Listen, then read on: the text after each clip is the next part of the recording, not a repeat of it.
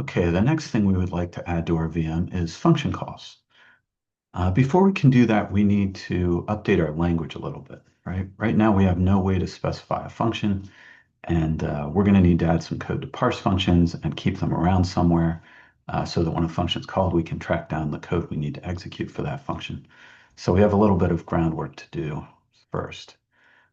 So we're going to add functions to our language. We're going to add a line like this. We'll be able to say function and then the name of the function. And if the function takes parameters, then we will list those to the right of the name. We're also going to add comments and blank lines in our VM parsing just for convenience. It'll be nice to be able to have a comment in there or a blank line to space our code out. To implement this, there are a few things we need to do. We're going to have a new class called method that will hold the information about a function. We're going to call this method because later on we will be pretty much using methods all the time rather than pure functions. So in the code, we're going to see method a lot of places. We won't really see function in too many files.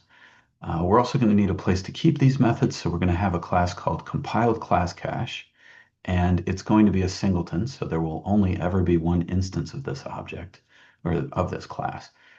And it's going to keep track of the functions that are defined. So we're going to have methods like resolve method on it, and that will go out and look for this name and give us back the method object that describes that method. We're going to have a new class called VM parser. We've moved the code from testutil that was parsing opcodes into VM parser. And then we're going to need to add some new code in there as well for this part.